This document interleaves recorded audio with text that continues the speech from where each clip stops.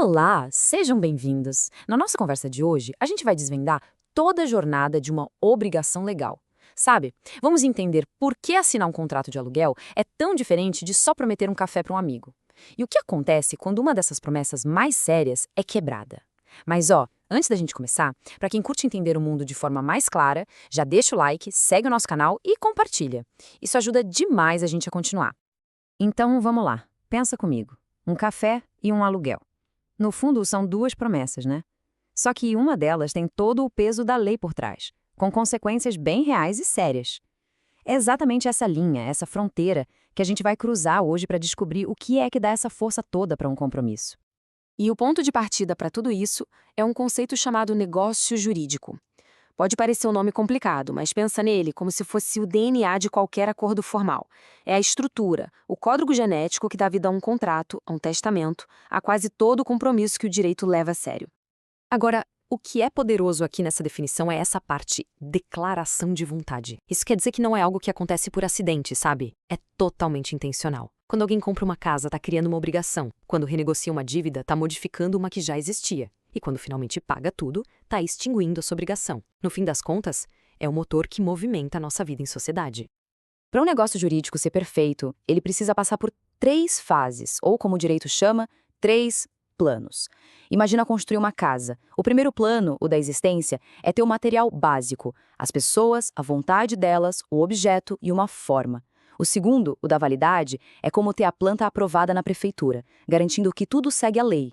E o terceiro, a eficácia, é quando a casa fica pronta e já dá para morar nela, ou seja, é quando o acordo começa a gerar seus efeitos de verdade. Vamos dar um zoom nesse segundo plano para ver como essa construção fica firme. Porque, não basta o acordo existir de qualquer jeito, ele precisa ser válido perante a lei. E para isso existem regras bem claras, como se fosse um checklist de segurança mesmo, para garantir que a estrutura toda não vai desmoronar lá na frente. E aqui está o checklist. Primeiro, as partes envolvidas têm que ser capazes, ou seja, precisam ter condição legal para assumir compromissos. Segundo, o objeto do acordo. Ele tem que ser lícito, nada de fazer contrato para algo ilegal, tem que ser possível, não dá para vender um terreno em Marte, e tem que ser determinado. E por último, a forma. Alguns acordos exigem um ritual, tipo a escritura pública para imóveis, enquanto outros são mais de boa, podem ser até de boca. Tá, mas e se alguém não seguir essas regras? Aí a gente pode ter 2 consequências. A nulidade absoluta é como um erro fatal na fundação da casa. Para a lei, ela nunca existiu de verdade e não tem conserto. Pensa num contrato para cometer um crime. Já a anulabilidade é tipo uma rachadura na parede. Dá para consertar, ou se ninguém falar nada, pode até ficar ali. É um defeito que protege o interesse de uma das partes, não da sociedade toda. Agora a gente chega no coração da nossa história.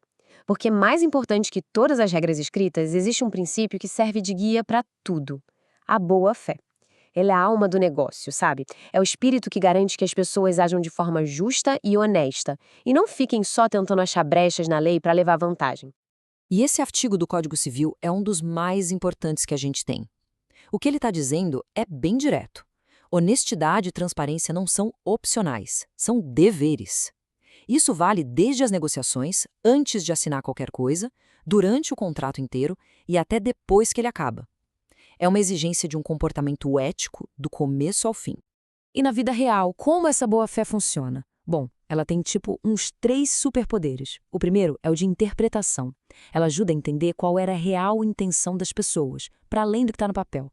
O segundo é de controle. Ela bota um freio para ninguém usar um direito de forma abusiva só para prejudicar o outro.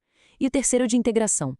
Ela cria deveres que nem precisam estar escritos, como de cooperar e ser leal.